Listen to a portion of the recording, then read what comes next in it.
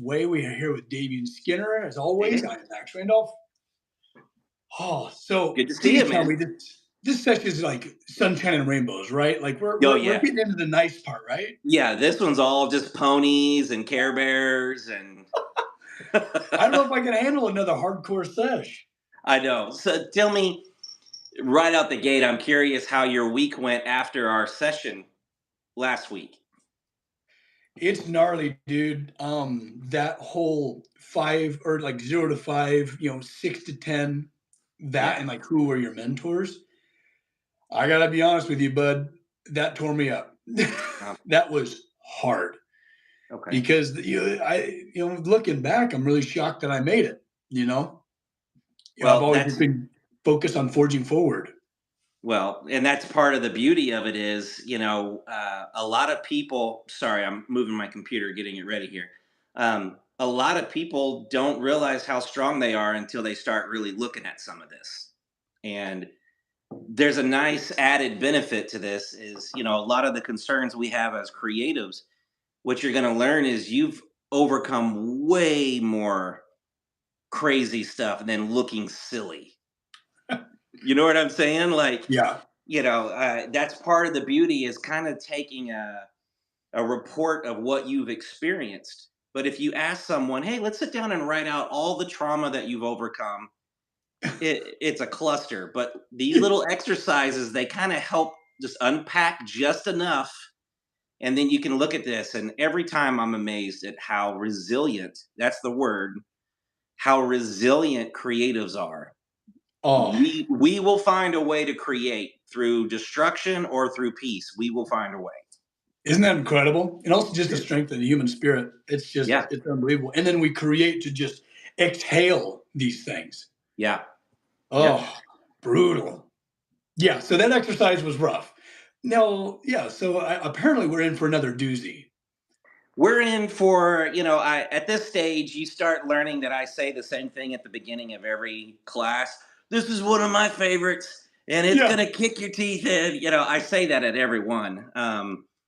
But this one has something that I'm just going to say right on the outset.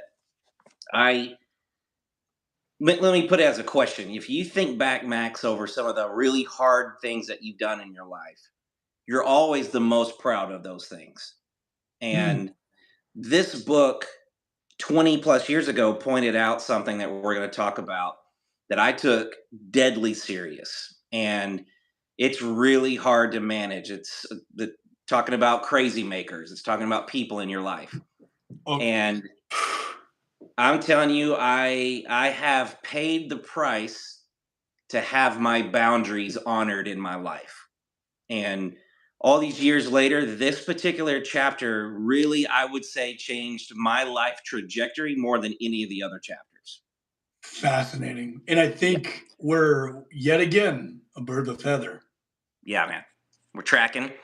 God, yeah, we're on point. My All right. goodness. And also, hello, chat. Yeah. I just want to check in with all of you. Please ask us questions as we can kind of go along. We're getting better at spotting them and getting to them as soon as possible. But yeah, welcome. I see that we got D here. This is very exciting. I mean, it's really rewarding to also share this experience. To like kind of go through it together. Yeah. This is pretty special, Damien. I'm glad you're doing it for us. Well, it's special anytime people are vulnerable, Mm, and that's the beauty of this is what we're really getting at is getting back to our own vulnerability. You can call that a childlike, you can call that wonder, but it's just vulnerability. And Max, I know you get uncomfortable with compliments. We're gonna iron that out over the next several weeks, I'm sure. But it's not. I've taught this now. I think I finally figured out this is my 23rd time. wow. I've only had an artist host this one other time. Most creatives don't want to do this. They most definitely don't want to be the guinea pig of the conversation, right?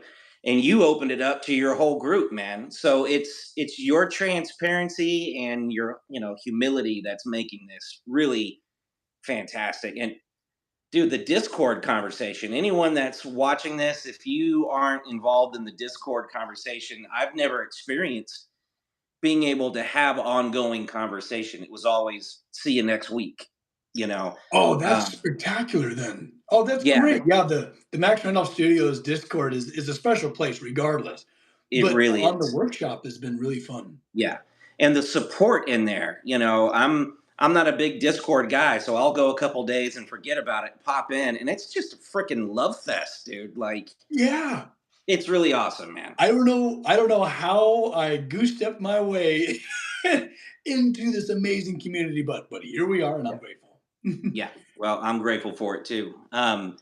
Let's see if there's anybody on before we jump all the way in that wants to talk about the exercises. What exercises did you do in particular, Max?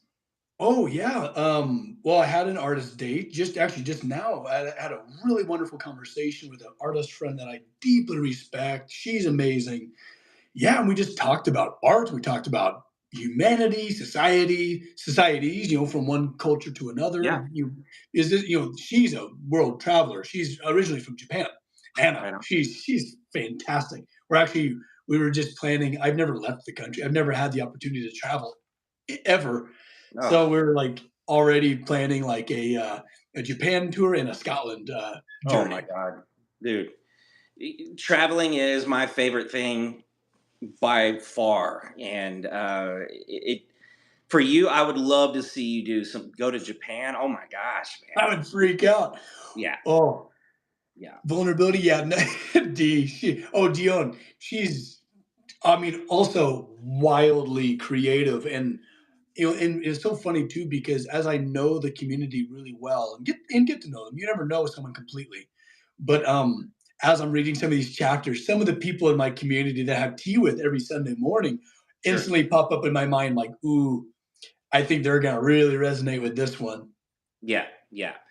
Well, And Kim's moving to Morro Bay. That's right next to me. How cool is that? is that in your area? Absolutely. Very cool. Very cool. Yeah. So you Um, did the time travel mentor exercise. I know we that talked about hurt. that just a minute ago. Did anybody else watching do that exercise? Oh, yeah, that's a great question. I Also, what I found really interesting with that was people that were influential moving in and out of those positions. Mm, Like I watched some of my family members pop in and out yeah, of those time slots, over and I time. found that really interesting because of why. Yeah, yeah, And it's like, wow, I survived that. Holy shit! I yeah. did the best I could, says Dion. Okay, yeah, All right. That's it's all it it's takes. painful to look back a lot of the time. Yeah. It's Oh, Kim's packing. it's painful, and it's one of the things that I'll keep saying is it's just stuff that we naturally are trained to not think about, right? Right. We're all survivors of something, and even if it's just living on this planet, you know, That's all it um, takes. yeah. And the idea of surviving is looking forward. What are we going to eat? Where are we going to live? You get everything is in the future, and Yes. it's actually something that I wanted to start with today. We live in a time where mindfulness has become almost like a marketing term. Hmm. I have this theory where things that are good for us kind of hit the media, and then they get so overused, we tend to fall out of love with those things because they're over marketed, right? Like when everybody was going green 10 years ago. Right. Do you remember that? To where I then you do. just didn't even think about it anymore. Um, Mindfulness is kind of happening to where it just almost sounds like a nice thing. Like, hey, make sure you're being mindful. But the truth of the matter is mindfulness in what we're going to talk about this week is extremely important. And when you sit with some of your memories, you don't want to live there forever. But if No. you will call up your memories with a specific purpose and intention, you're in control of that experience. Um, and that's Wow. part of the magic is you sat down and started going through the Rolodex of your mind, um, through the files of your mind. For those that are younger than me, I've had people not know what a Rolodex is, so that's happened. For Um, sure. yeah, but it's not as damaging because you're setting the intention of that experience. You know, Right. um, so what I'd like to do before we jump into this week's is I'd like to just take a moment of mindfulness, 30 seconds or so. Everyone, you do whatever you want. This is, I'm going to verbally out loud for about 30 seconds, just kind of speak through what I do in order to really pull all of my attention back to me. Um, Throughout the day, our mind goes here, and our energy is all over the place. Just becoming aware of your environment and of your body for just a few seconds will make you so much more aware. So I'm going to ask you guys to just join me. Close your eyes, don't close your eyes, but I like to start with a couple of just really deep breaths.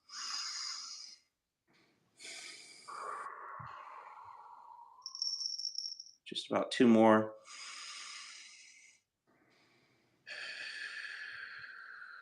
Those exhales are awesome. I love it.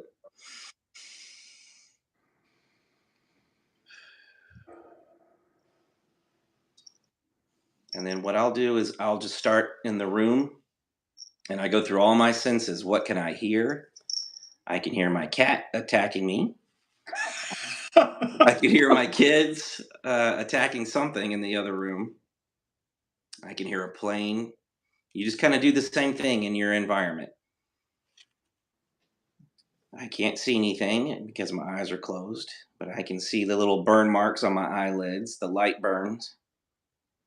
And then I move into the sensations in my body. I feel my head, I feel my neck.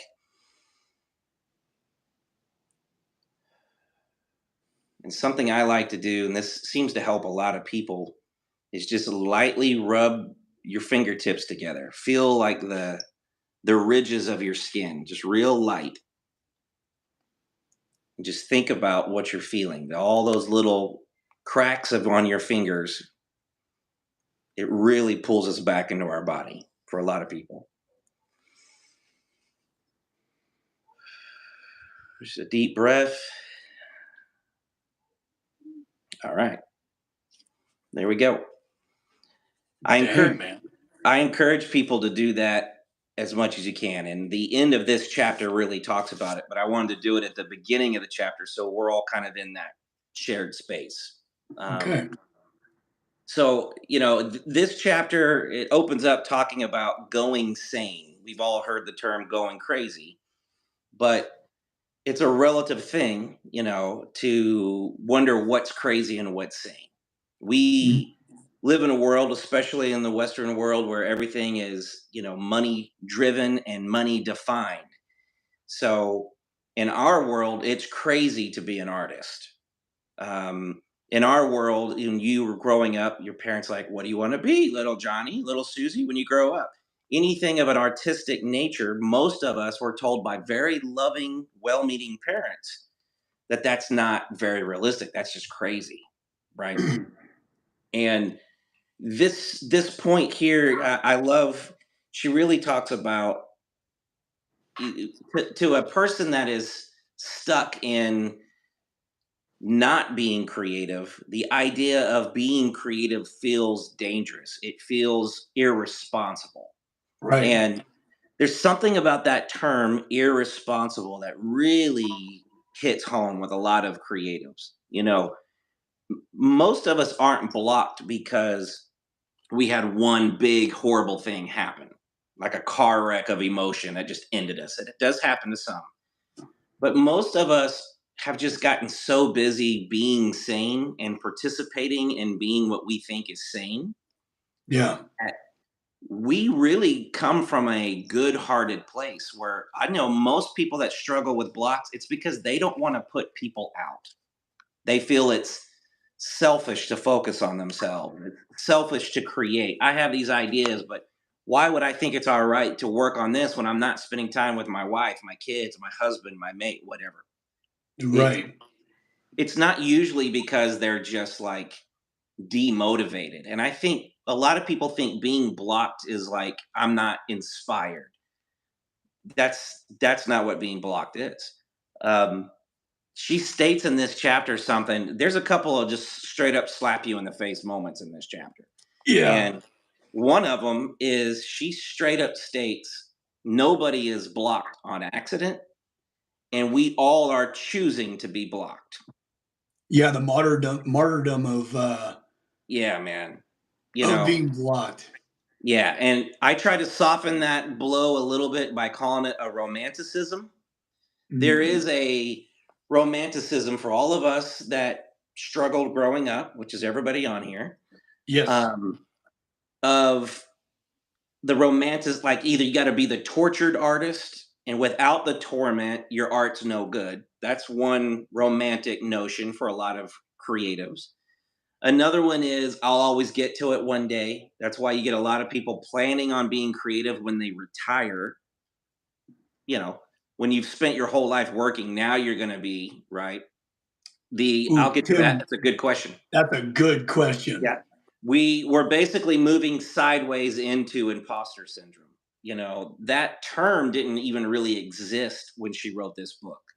I'm not sure how much it's in the book as stated that way. She kind of states it from a million different approaches. And the imposter syndrome is a fascinating thing because it's a feeling I've experienced personally a lot, where once I start doing something that's truly uniquely me, I start feeling like, why do I have the right to have this voice? It Yeah, just it goes feels back too to a lack of self-indulgent. what's that? Just there's just this sensation of self-indulgence. Yes, exactly. And Yeah. you feel gross. You know, I lost my first film I ever directed. We won best movie and best director at the New York Independent Film Festival. I struggled with this so bad I didn't go to the award ceremony. I was having a on the floor panic attack. Literally, it was one of the worst ones I ever had. They took those awards away from me. I lost those No. awards. Yeah, because I didn't show. And now some of that was imposter syndrome, some of that was undiagnosed mental health issues that I had going on. Yeah. But a really big part of it, Max, was I felt gross. I don't want the flashing lights and the paparazzi, and I don't want to have to stand and strike a pose. I feel like a complete douchebag. Like, I'm sorry. Yeah. It's just not me. And so I would run all that in my mind so much that I think I crashed my operating system, you know. So the imposter syndrome is specifically speaking to you just feel like you're faking it. And if anybody really finds out that you're just kind of making this shit up as you go along, as we all are, We all um, are. yeah, that we're gonna get like, you're a fake, right? Yeah. This thing that she's talking about right here that I love about going sane, it's more sane to be a creative than it is to be a non-creative. We are born to create, whether we're talking about procreating or we're talking about from our imagination or however, we are entities designed to create. There's nothing Absolutely. more sane and more natural than a creative expression from something that's been created. It's true. Even if it, I mean, like, think about utilitarian creativity. Like if I don't know, our neighboring tribes, right? Yeah. We're nomadic peoples, and there's a Yeah. river between us. We're gonna figure out how to build a bridge. That takes enormous amounts of creativity, planning, cooperation. We Yeah. are natural creators. That's what separates us from everything else. Yeah. And so I want to just get everybody on the same wavelength here that as you feel like last week you were talking about when you went on your first artist date, you kind of felt a little silly, and some of the other Mm. people did. I'm going to Yeah. keep coming back to that because it's such an easy example. Um, it only feels silly because we're used to living an insane life. An Mhm. insane life is I am paid money for trading my hours of my life. And then once I've made enough money, I'm going to then express myself. That's insanity. And that does cause mental health issues around this planet. Right. And so, I want to read this real quick. When she's talking about going sane, um, the criticism is a normal part of getting unstuck. She's talking about our internal critic that's Right. censored. Going sane feels just like you're going crazy. So, one of the things that'll happen, and she talks about this in the next couple of pages, if it hasn't already happened to some of you, it's going to happen probably this week or next week. to where people around you, loved ones, mates, children, whatever, coworkers, they will start noticing something different.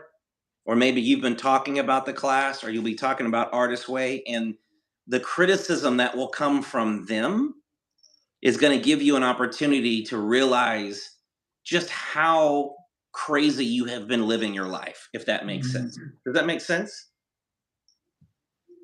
I Absolutely. love. Well, also you can track the origins of your sensor, especially Yeah. with family.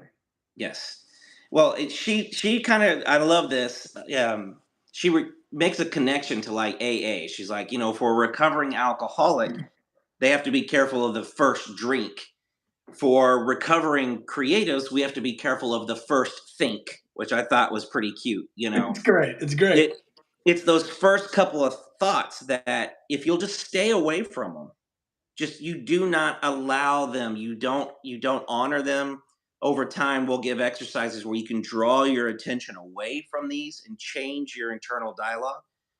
But you jump on that first one of, yeah, if people knew that I was just making this up, it's typically over. It'll create like this like complete collapse in your mind, and you'll go all the way back to being that kid that's just scared to create, you know Yeah. um let's see, I'm looking for one of the things that she said in particular. Self-hate, which commonly appears under the mask of self-doubt. So you understand that there's really no such thing as self-doubt. It's pretty much self-hate. We are the ones that have created layers of this.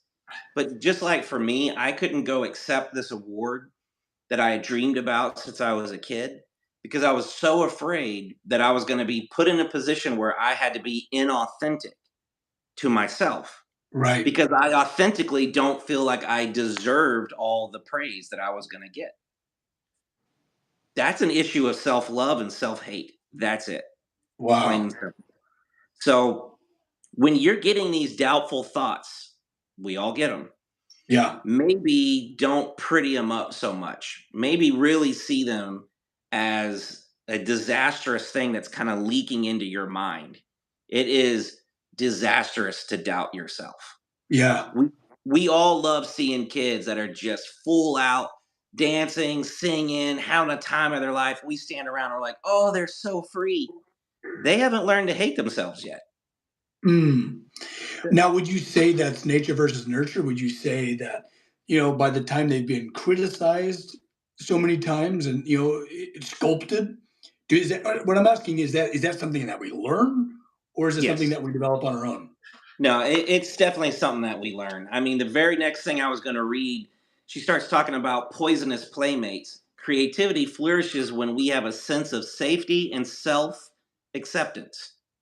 So, in our nonprofit of working with traumatized kids, the very first thing that we had just drilled into our brains from the therapist we're working with is that children have to have a sense of felt safety, not just they are safe.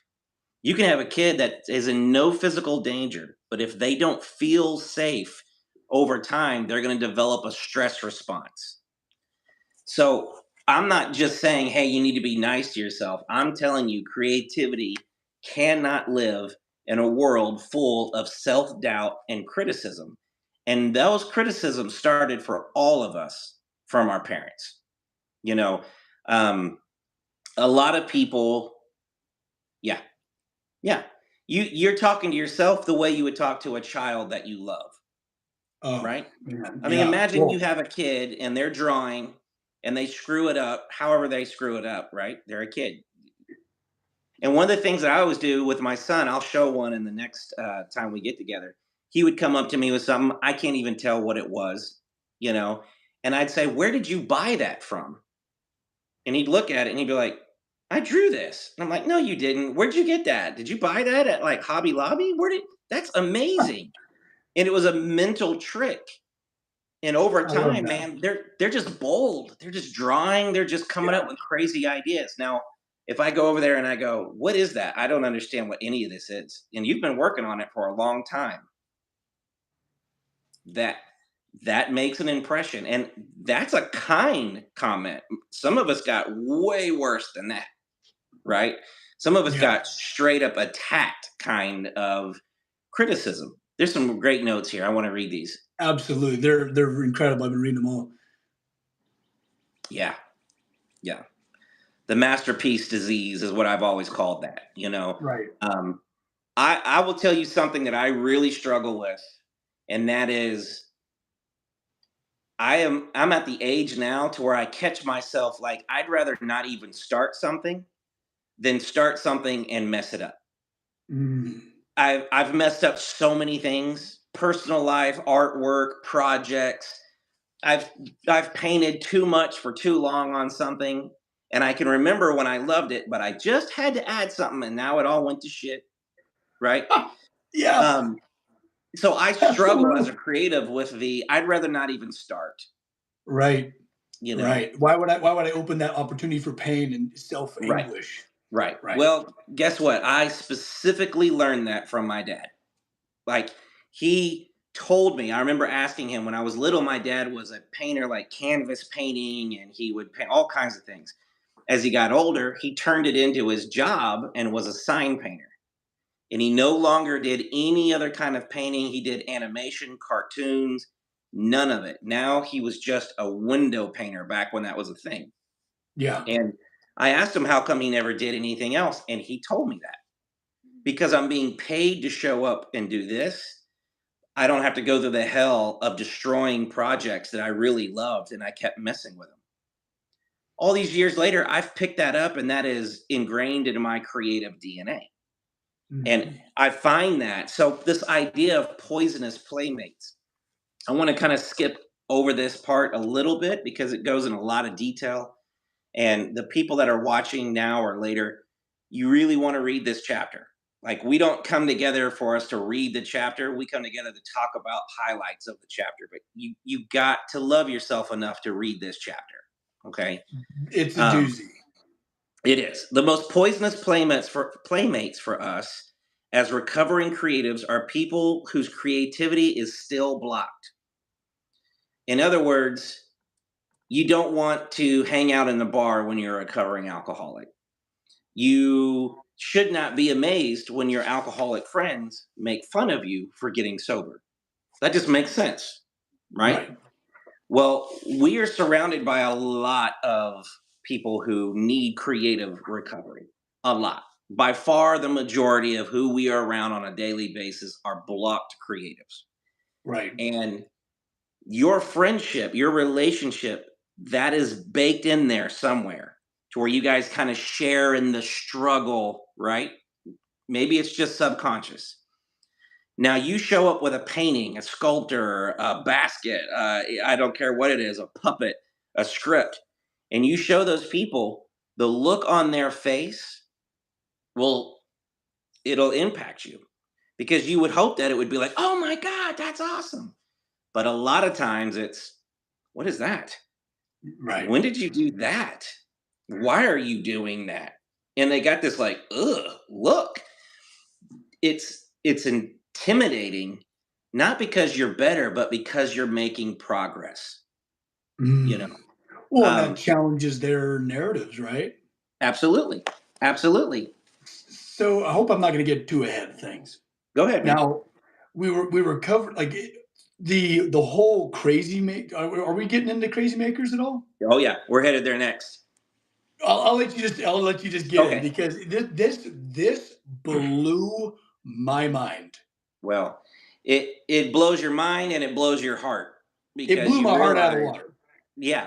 So let me just say this: there are four main parts of this chapter. There's going sane feels crazy. There's the poisonous playmates, skepticism, and paying attention to the little things. We're going to spend the most majority of our time on the poisonous playmates and the paying attention. So again, I really want to encourage everyone to really read this chapter. But here's something that she says, and we got to lay this groundwork before we go into the crazy makers. By staying friends, none of this conversation means, hey, I'm now a creative. I should no longer be friends with these people. I mean, come Right. on. But part of the relationships that we have with people that are, oh, did I lose you, Max? No, I don't know what happened there. I got a call and then now my screen is doing something.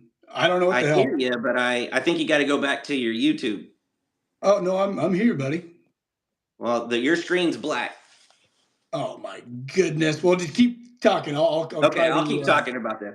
Um, but one of the reasons that we birds of a feather, you said at the beginning of this session, there's comfort when you're around people that share the same fantasy. And the fantasy is we could talk about being creative, but we will never create a damn thing. And a lot of us live in the world of fantasizing about being creatives, about creating, having those ideas, and then we snap ourselves back into being responsible, right? Um, yeah, nice creative exercise. We'll all imagine. Um, your block friends may still be indulging in all of these comforting self delusions, and that's really what happens. I remember one time, I've never been a big guy, but I remember one time where I was just really eating bad for a long period of time. It never bothered me. And then a friend of mine who was like a CrossFit dude showed up, and he was sitting Right, right. across from me while I was eating. And it wasn't until then that I noticed how bad my eating habits had gotten. That's kind of what it's like. When you get around healthy people, you are instantly shown things in your life that you got to address. And it creates a lot of discomfort. So I want people to expect that and know that that possibly is something that's going to happen in your life. Max, you still there?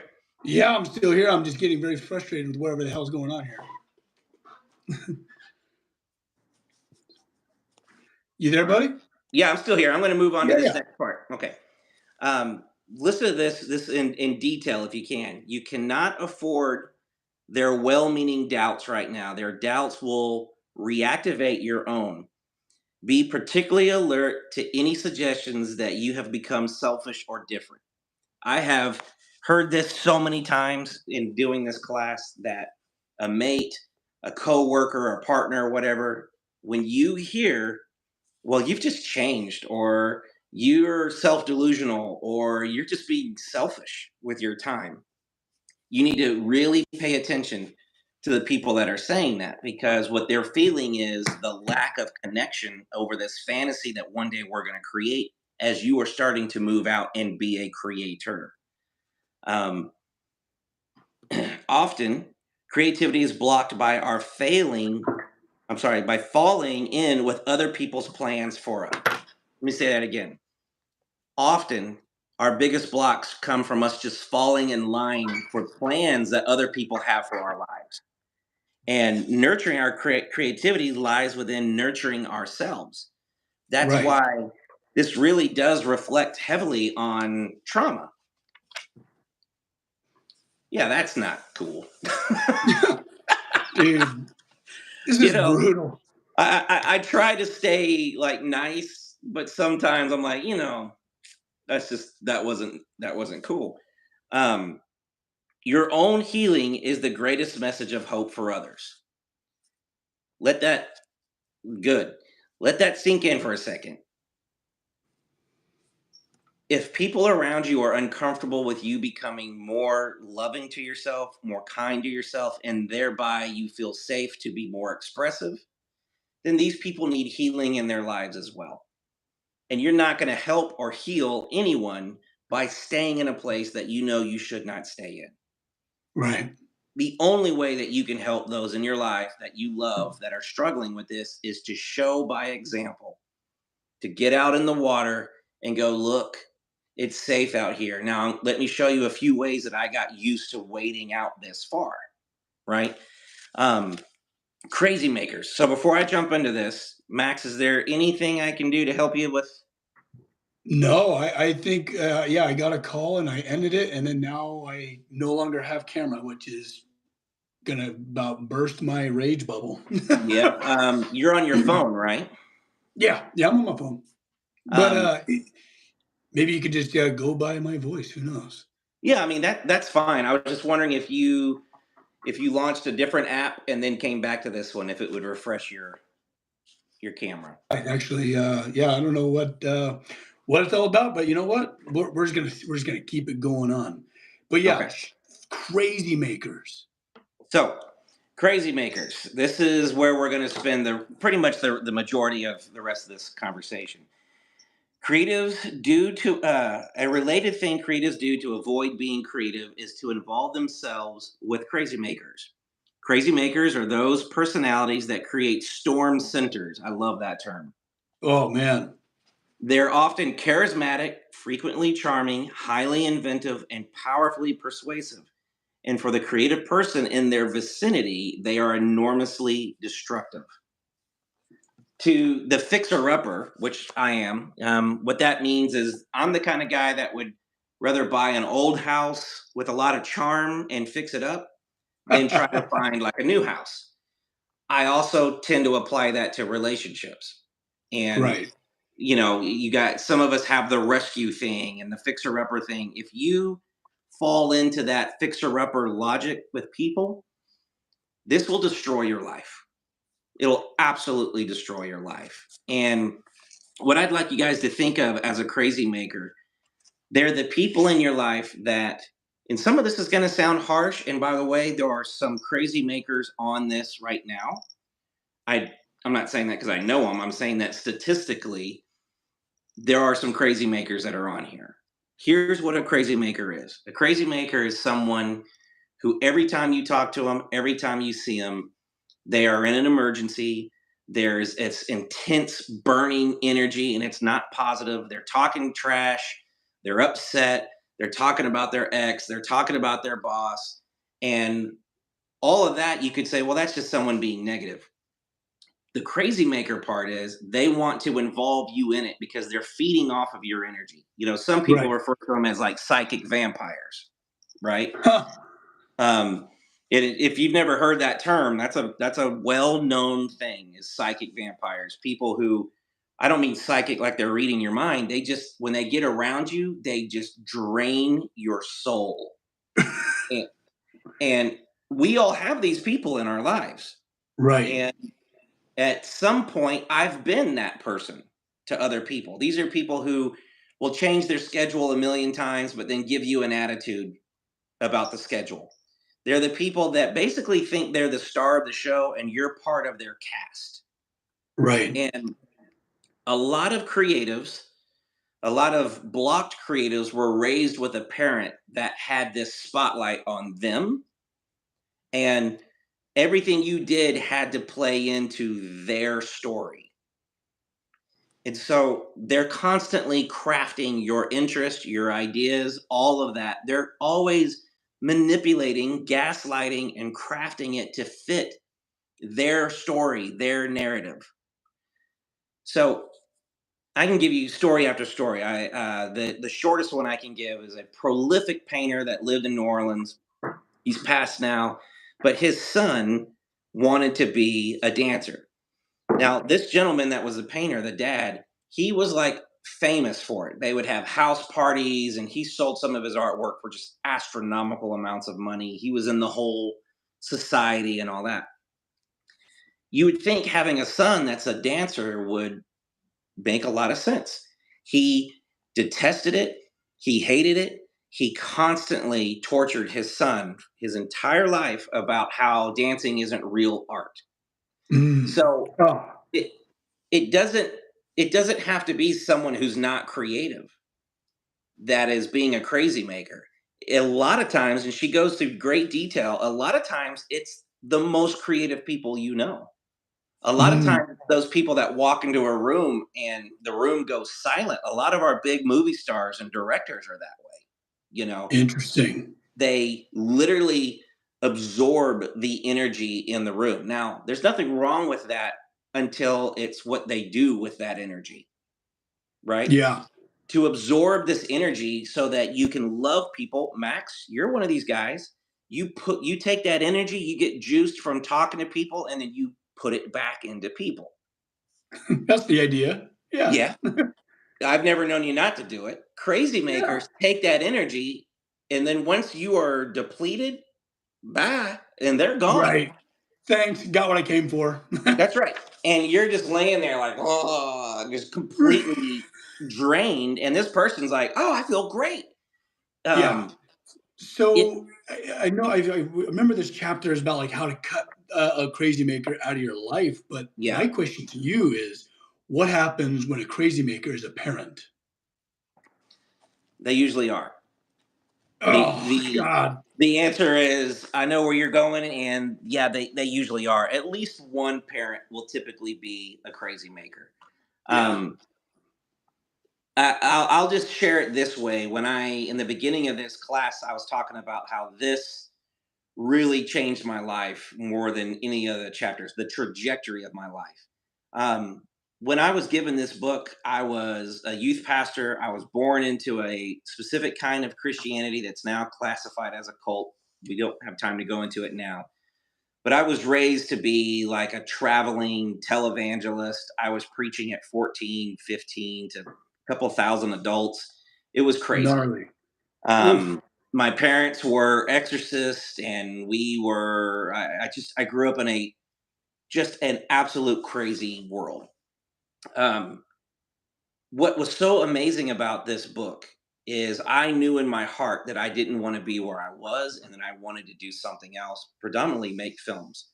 And I just could not figure out how to go from this steep, indoctrinated life that I was born in. I'd never known anything else, all the way over to something like directing horror films. I mean, that's a big jump, you Yeah. Yeah, know. you can say that. And as someone who made that jump, I can speak to how I did it. And this is plainly offensive to some people, and I understand. Maybe it's not for everyone. But both of my parents were poster children for crazy makers, especially my mom. And it got so bad, I tried talking to him. I even asked, hey, when we get together, can we talk about something other than the cult? Can we? I tried a lot of things. And Yeah. finally, around age 24, 25, I just disconnected. They would not honor any of my boundaries. Yeah. In some pretty intense ones based off of abuse that they had perpetrated earlier in my life. Um, I went about 3 years without talking to my parents. Yeah. And it was one of the hardest things I ever did. The only thing harder than that is I got divorced from someone who was, and to this day is, just an insane crazy maker. And it cost me, literally, I had to flush my entire life. I lost my company, I lost my home, I lost friends. I paid a price to reset the people and the equilibrium in my life. Yeah. Um, and it was hard, and I cried, and I was alone. And when I came out on the other side, I had people in my life that are not like yes people. That's not what this is about. It was people that honored my path and my boundaries. And I'm not saying if you've got a problem, somebody mentioned a cousin, we all have them. Yeah. Um, it's not practical for everyone, especially kids living at home, by the way. It's not practical for everyone to be like, "Oh, I'm just not going to talk to them," but you have to start by setting out these boundaries. Right. And I promise you, Max, these people, they're incapable of honoring your boundaries unless you show them the consequences of it, which is lack of time. Yeah. Well, Yeah. it's interesting. So, I had a parent that that I have cut out of my life for the last almost 10 years now, Okay. and with no intention to return. Sure. And it was interesting because when I was doing my 5 to 10 the time slots, right? Yeah. Um, there was a time where that person wasn't in my life because I ran away, and Mm. I tried to create those boundaries to to strip them of the time with me. When I was when I was be out of before I left the house, I was only about like 14, Yeah. which resulted me by law to be taken away from the parent that actually loved and supported me to then be them with the others the Mm. full time. It was gnarly. And what I always thought was narcissism, which probably still could be, like that gnarly, like the grade A level of narcissism, Sure. the dangerous kind. Uh, was it? I honestly, crazy makers made way more sense than the other diagnosis. Yeah. That Yeah. was that, like, just going over that chapter was wild, in the amount of abuse that happens when it comes to, because they just know how to hurt you. They Yeah. really Of know how course. to hurt you bad. Yeah. Yeah. Um, it's intense, and I hope that, if I think all of us have a crazy maker in our life, and Oh yeah. hopefully it's just an acquaintance, maybe a mild friend that's easy to carve from your your life, Sure. and not somebody intrinsic to your Yeah. family. Well, and there's other levels to it. Maybe some people you can just limit your exposure. Um, Right. there's other times where I haven't been able to remove the crazy maker from my life, whether I'm living with them until I can. And then you have this amazing opportunity to really learn how to manage yourself. You Mm, know, the the ultimate answer here is, in a perfect world, we'd love to be untouchable, yeah. but that's not how we were designed. We're very touchable. We're very easily disturbed, and there's resiliency, there's things like that. But I want to be clear, I'm not just talking about like a nagging parent. No, no, You know, no. Of course. we're talking about way on the toxic level. And Yeah. the thing, Well, and Max, again, the transparency. Thank you for sharing that. I didn't know that. oh, well, Um, I wish you could. Well, luckily I'm not, shedding tears. My damn camera is all messed up, but right. we're gonna try and do every session. We'll have to have some typical errors. Yeah, of course. Apparently, It you just can't gives have it a phone charm. call. It keeps the Um, charm, right? We can't let it get too polished. But you know, Go ahead.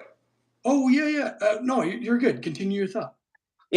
I want to point out a specific, and I'm not trying to just drill into your heart here, but something that, unless you've done it, it's just hard to explain. There's a very specific heartache when Mm, you have to remove someone from your life because they refuse to be the most basic of good human.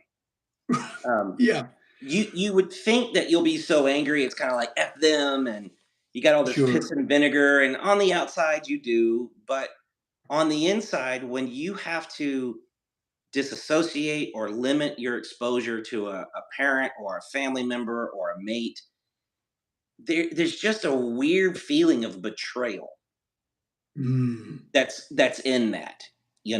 And it's very hard to create from a place like you're talking about, Max. I From the your story, I don't fully understand how you went from that to where you are today. My guess is there was probably some real intense anger and piss and vinegar that drove you for a period of time. oh You know, yeah, is that true? absolutely. Oh god. Well, and that's not even half of it.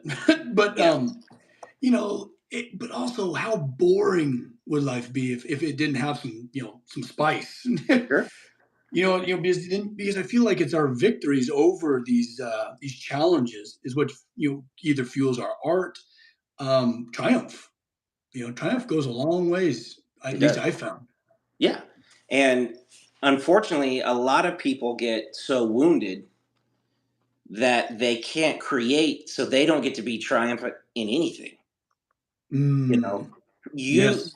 we're gonna find at some point how you went from all of that over into blacksmithing and all of that, right? Right. Um, it was an outlet for these things and all that, and through life you've had mentors and you've had. We'll keep unpacking that as we go through this book, but a lot of people don't ever even get to that point. Mm, A lot of people get hurt so bad, and there's nothing for them to use as an expression. A lot of the kids that I've worked with, you look at their drawings, dude, you want to talk about violent. Whew. You'll be like, oh my gosh, because it's so cathartic. They're just getting it out of their of their right. body. They're Yeah. literally externalizing it, which I'm sure you've done with your art, you know. Definitely, Um, yeah. There was definitely a period of extraordinary violence and just going through all the whole spectrum. But Yeah, now it's definitely about making things beautiful, making things just enchanting. Like it's right, been really fun to. Well, I don't want to say fun, but it's been a hell of an experience to explore the full spectrum of human emotion. absolutely. Well, and I'm not sure there's a better definition of an artist than to exactly what you just said. You know, Oh, um, I'm not real interested in reading. My mom, I always thought this was interesting. My mom would always talk. Why do they have to put such negative stuff in movies? Like, why does Old Yeller have to die at the end? right. And as a kid, I would tell her, because that's, you got to have it. Like, you literally just want a movie like everything's great and wonderful, and then the movie ends. And she was like, Well, that's not yes. reality. Well, because You like what? know, Like art mirrors reality, yeah. and a lot of art is tragic. Yes, it is. And the process of learning how to be a creative requires embracing some of the tragedy. You know, I we are love that. not going to get out of this planet alive. None of us get out of here undead. Yeah, you know, grim. Thank you so for the existential crisis, but yeah, yeah, yeah. yeah. So you start there and you work all the way back.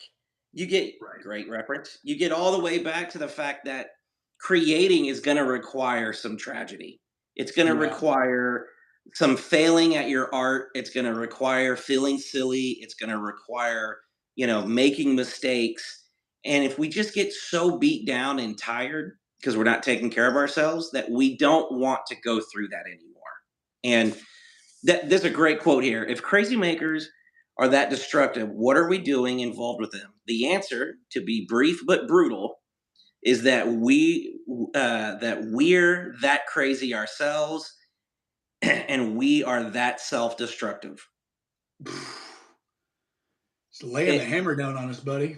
I know. Eh, and now look, there's a lot of nuance here as you're talking with individuals, but if you are an adult and you still have a life that's being run by crazy makers, you most definitely are using that in your life.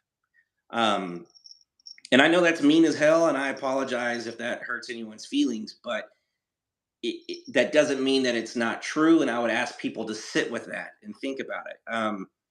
I've mentioned several times, only because it's relevant, both my parents passed away this past summer. The years leading up to that, my dad with dementia, my mom with kidney failure, and all this stuff, I caught myself knowing that they were going to need something from me as the reason why I wouldn't even start a project. Right. I just, why even start? They're going to call me, need to go to the grocery store. We're going to wonder where dad is. Right. And it can be that subtle to where you feel like you're doing the right thing. I got to be available for these people, so I don't have time to create, but it's not the right thing.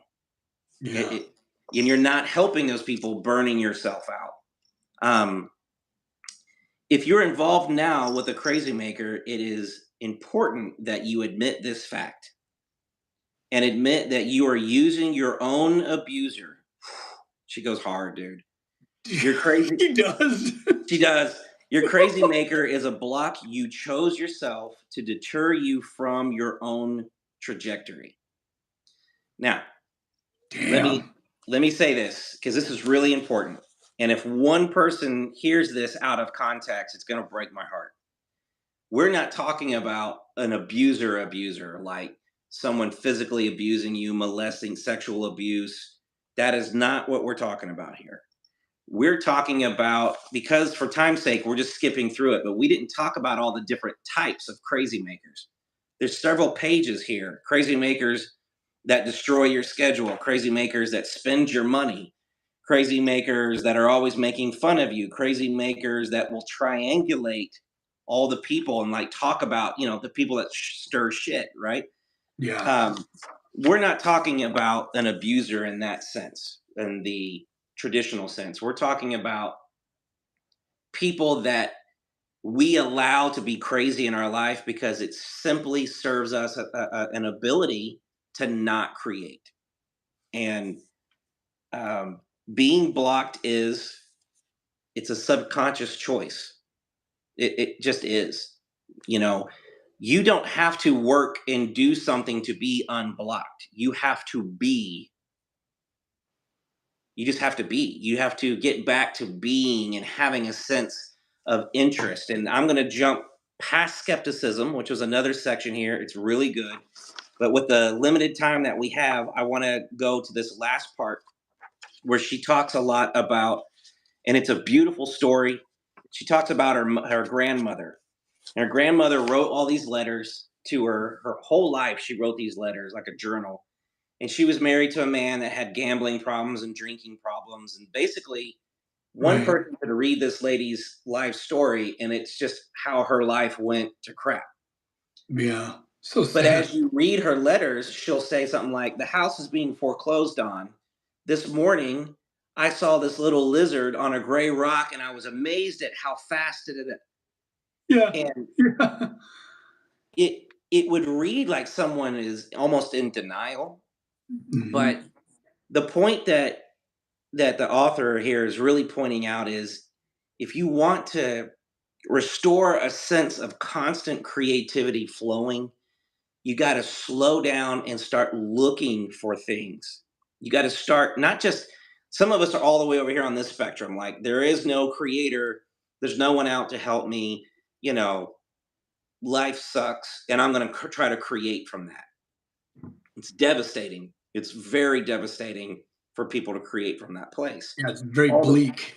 Yeah, all the way over here on the other end of the spectrum are people who feel like they should only create from a place of beauty and being positive, and it's all mind games in between. For You sure. you are creating right now. You are creating, and you have the right to create from a place of anger and from a place of love, from a Mhm. place of disgust and from a place of honor. You get to choose where you want to move this lens on this spectrum. Right. And it's fascinating how many people just find another way to beat themselves up. I'm too negative. I'm too positive. I'm too happy. I'm too. You're just, you're a creator. And she talks about, I got to find it in here. She talks about, um, more than anything else, attention is an act of connection. Attention, giving your attention. When you lean down and you talk to a kid, dude, they like, they zoom Yeah. in. But if I'm Yeah. sitting here on my phone and I'm talking to a kid, they don't hear a word, not a Mhm. word. That's It's, fascinating. oh yeah, it's connection. So one minute we're talking about crazy makers and what can you do, and again, you know, we could talk about that forever. I'm begging people to read this chapter, but I don't want to end talking about crazy makers, because what happens a lot of times is people kind of get this, well, it's their fault. It's their fault. We're choosing to allow crazy makers to stay in our lives and affect us. And one of the best ways, I'm going to connect these two thoughts. One of the best ways to wiggle and kind of pry yourself away from being kind of needing crazy makers is to start looking for small, beautiful moments throughout the day. Oh, The I love that. the Yes. kid, yeah, the kid that smiles at you when you're in line at the grocery store. The Yeah. bird that lands on your car, whether it poops on it or not. There's a bird landing on your car. You know, I got Yeah. blue birds that are just destroying my car, so that's a relevant thought. But it does something. Again, this sounds like a feel good thing. You tell your kids, look for the positive. This is a psychological trick to where, if you will look for the good in every moment, when you get around a crazy maker, you will make them uncomfortable. You Mm. can you can repel crazy makers by not being like overly psycho positive, right? Toxic positivity, which is so scary to watch.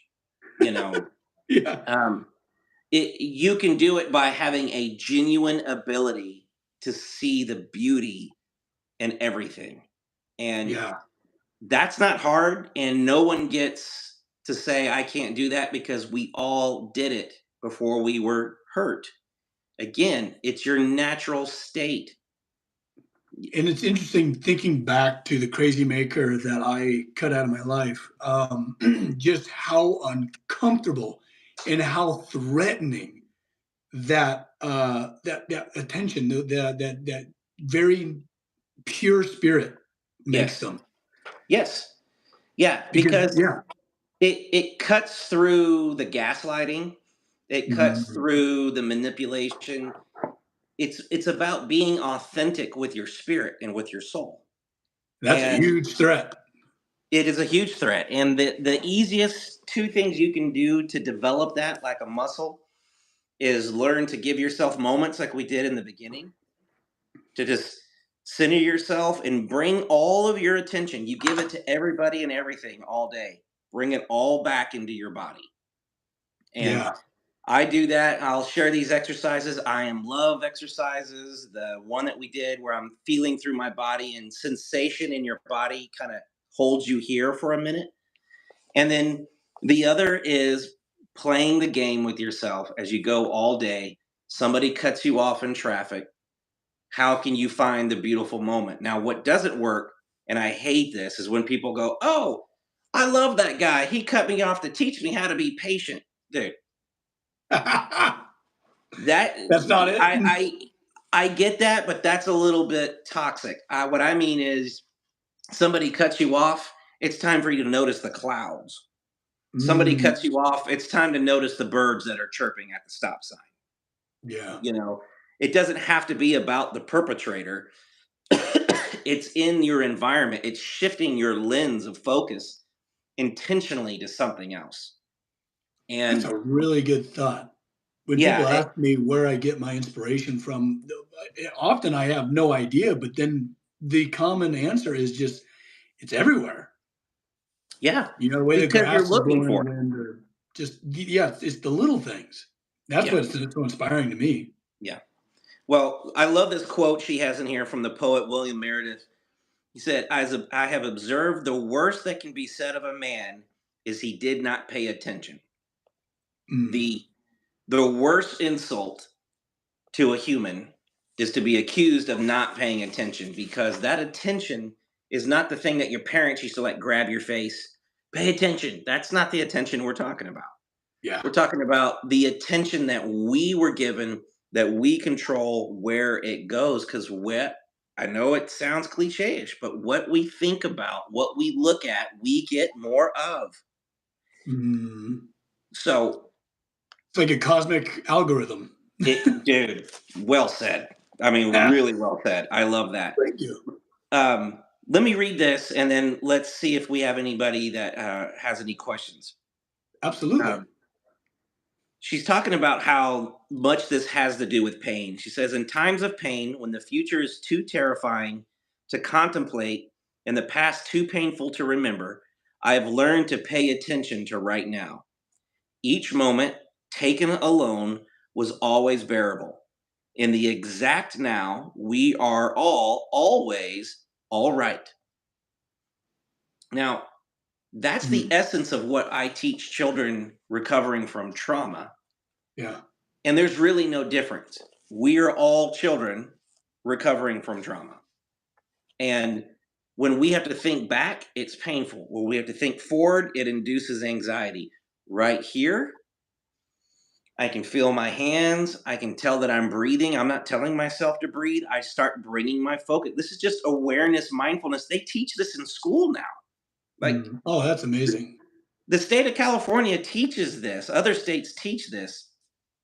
I had to learn this by like going on a journey of life. Other kids are just learning it in fourth grade. It's Right. fantastic. That's amazing. What's that? I said that's amazing. It is. At the end of the chapter, she has something called the rules of the road. And I encourage you Yes. guys to keep reading over this. But the 10th one, it says, place the sign in my workplace, great creator. I will take care of the quantity. You take care of the quality. It That's a creative mantra that I've had now for 20 years. My job is the quantity, keep putting out, just keep making, keep making. And I continue to reach inside myself to connect with that essence that we've talked about to work on the quality of it. Right. But Wow. we are all too focused on the quality of our work versus the volume of our work. And any prolific creator will tell you, Stephen King being one of the best examples, create, create, create, create. In the writer's world, in the screenplay world, there's this thing that everybody's got a horrible 30 scripts in them. So the faster you can just get those out, the faster you're going to get to your Godfather 2, Oh you my know? goodness. I got you. Yeah. And the problem is we judge it, we look at it, we criticize it, and we stop creating. There is no difference in whatever creative field you want between you and someone else other than just putting in the time. Putting in the time, just show up and draw, show up, hit that hammer, show up and paint. But we don't do it because we're obsessed with the outcome. The outcome is the volume. The Oh, outcome is I've done 10 paintings this month, not I did one that's perfect, right? damn it, Um, Damian, you're hitting the hammer. sorry, You're dude. nailing it. Well, I have a huge problem with that. sorry, but You okay over um, there, buddy? yeah, allergies or something. Yeah, we all do, Max. We all do. Yeah. And Max, I would say your output's pretty stinking prolific, but Mm, can you always be know, better. it can all well, there can all see not better, more. Yeah. There can always be more. And the freer we can get to stop worrying about how good our outcome is, the better our outcome becomes. It it's just martial arts. You can use it in any other go over there, do these forms 6,000 times, now you have a black belt. Well, it took 3 years to show up and do taekwondo, do these forms, and now you have a black belt. Right.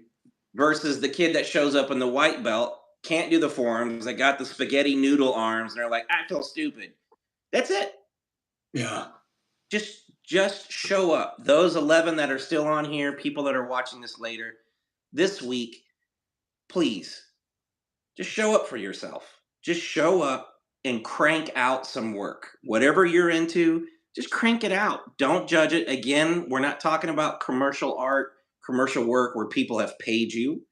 We're talking about our own expression. Children crank out art at mock speeds. I have a folder I'll show you next week, this thick, from one of my kids. Whoa. It is madness when you flip through it. It's madness. But you know what Yeah. you'll see from the beginning of that book to the end of the book? His art is getting really freaking good. Oh, that's awesome. He's never had to force himself. He's never had to, because we started early fostering an environment that you win by creating, period. If Awesome. you're showing up and you're creating, you've already won. That's excellent. Excellent advice. And I kind of needed that because I am so focused on my outcome that I paralyze my journey. Mm. Mm. That's another great quote, man. Well, when my screen's blank, that's when all my good ideas come out. Yeah. This is kind of like being in the shower. Oh, exactly. Yeah. Now I'm flipping through. Just want to say that I really appreciate this personal experience. Yeah, Smoke and the fire chat's been forward. great. It's you know what, Kim. I would say that it's not just difficult; it's impossible. She said it's difficult to not care what people think. It's impossible. I think very, very few people have the ability to do that. I think the goal is not to not worry about what people think, but worry about what the right people are thinking. You know, Oh, yeah, so, like, um, prioritize people's opinions a little bit. yeah. Because look, man, I'm just gonna say it the way I talk to my kids. Some people are just turds, man. Like I don't know what to Well, tell you. Like and their growth is not your responsibility. no, it's not. Some people Now, are just on their own journey. uh, We most of us on here have heard the quote. I won't read it, and I'm not going to try to quote it verbatim because I'll mess it up. But it's the one about the arena. It's the person in the arena that's trying, and not the critic. And I'll find the actual quote and read it That's next week. Teddy Roosevelt, baby. There you go. Thank you. What's beautiful about that quote? It's always been one of my favorites. The Yeah. thing that I really took away from that, and I heard Brene Brown say this like 6 months ago. It's if you don't know who that is, Brene Brown is this shit, and you should check her out.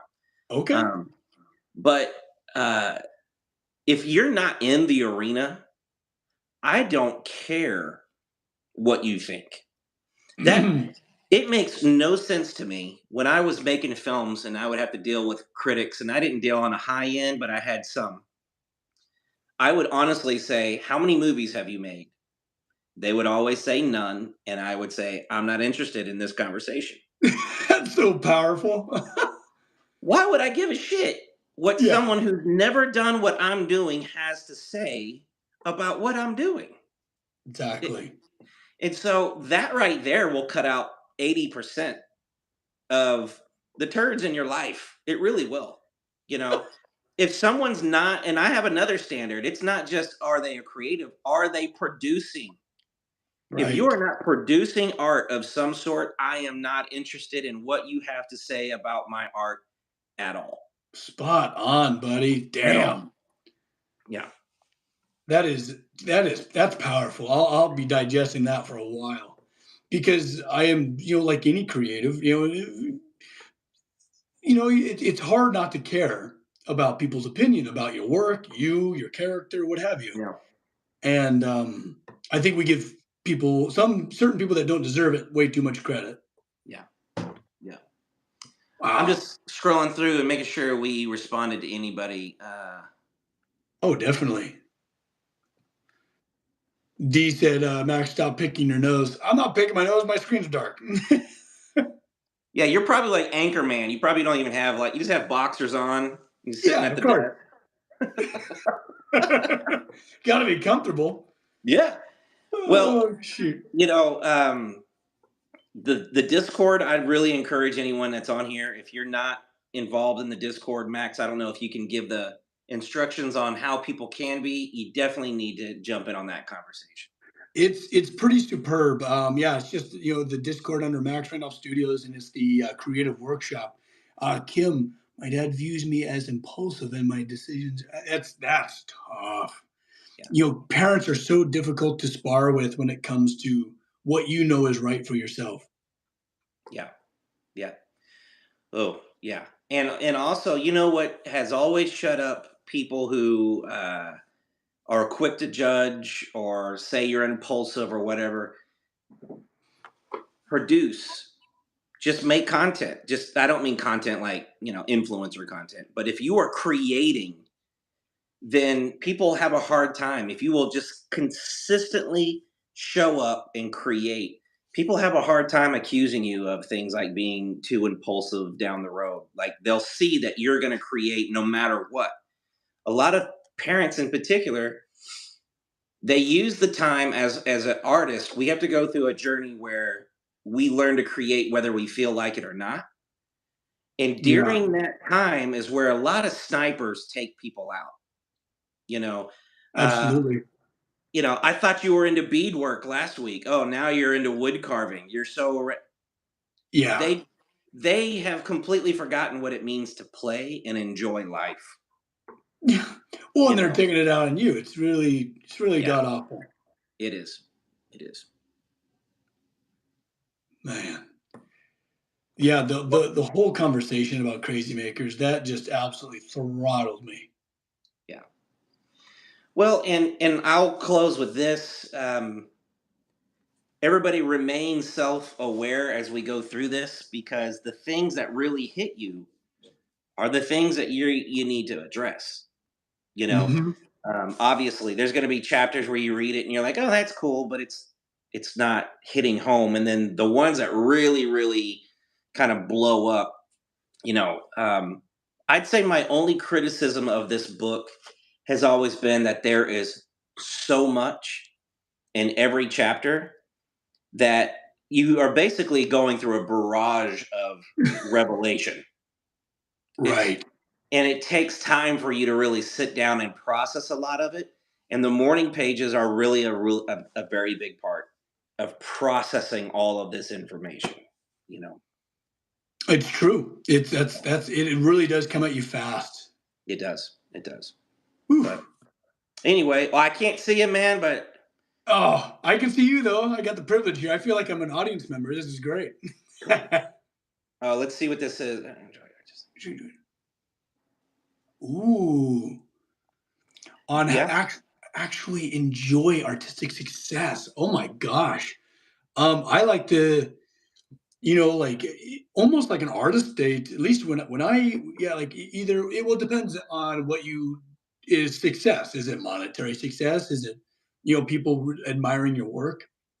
One thing that I love to do is to invest in a new tool that will help me make more art, and it kind of rolls into the momentum. Yeah. Because I feel worth it now, kind of, which is really unhealthy. But that's where I would celebrate was maybe open a bottle of wine and get a new tool. Yeah. That's brilliant. I mean, you're creating an incentive kind of approach. Yeah, Um, want to one of reward the things myself. that one of the things that I've heard that's really helpful is when that success hits. Success is either monetary or recognition, typically, right? Yeah, Um, or both. The idea is to realize that you had it all along, and these people are just now discovering it. And I've had that method explained to me several times from directors who kind of blew up all of a sudden. right. One minute they were B, C level people, and next minute, they're on a path to the Oscars. And the only way that they were able to manage that duality, or the contrast of going from struggling to successful, the healthiest way was to realize I was always this good. I was always this successful. These people just now were in the right place at the right time and found me. Versus That's a I really got healthy really way to look good at and that. now everybody loves me. Yeah, because well, and also that gives you the power to be like, I'm good right now. I'm Mhm. enough, Yeah, and it's giving the audience less power to determine your worth that's right. Because when it internally. goes away, and it will, Yeah. that that's a whole other issue that most people hit really, really hard. Woo. Because now you love me, you like me, you really like me, I'm accepted. Well, you know, when it goes away, and like I said, 90% of the time it comes in and it goes like waves, like everything else in life, Of you know. course. Um, so if you will take the approach of I'm getting better with time, but I've always been this person. What they're seeing now and this praise that they're giving me, I've always been that person. I Right. Max, you've always been inspiring. You've always cared. You might have been an asshole at some point. You might have been full of, I use the term piss and vinegar a lot. You Oh might have been yeah. full of rage. I'm sure that you've hurt some people in your life, not physically, but mentally, emotionally, da da da da da da da. But you've always had inside of you, just like the acorn in the oak tree, you've always had inside you this greatness that people are now celebrating. Wow, that's They're great. just they're just now seeing it. Yeah. Yeah, Man, there's a lot to digest. there is. There is. My goodness. Can you hear me? Mm. Yeah. Oh yeah. I'm just Right. over here just contemplating. That's funny. We're all just staring at a black screen, and you're over there contemplating. Yeah, the black screen is a perfect symbol for what's going on right Yeah, now. this has like a confessional vibe to it. I'm not sure Yeah. I'm digging this very much. Oh God. And Grace, no, thank you for being here and sharing this together. I think, it's one thing to go through this journey alone. It's entirely another to go through it together. Yeah, yeah, This has been really cool. And I'm glad, Damien, that you're enjoying the process too, buddy. I am. It's been awesome already, and we've got several weeks to go, so it's just going to get Woo-hoo. better and better. Yeah, and hopefully I need to figure out how to not, be available for calls so this doesn't happen again. Yeah. Yeah, I know it's frustrating, buddy, but it we got through it and it's been good, man. I appreciate it. Yeah. Oh man. Well, dude, thank you as always. And also thank you for the audience to hanging out with us. Ooh, Yeah. and Kim really loved this. Good, Thank you, good. I'm Kim. glad to hear it. Yeah, no doubt. All right. Well, much love to everybody. And Max, I will see you soon since I. Absolutely, partner. And love y'all. Take care. All right. See you.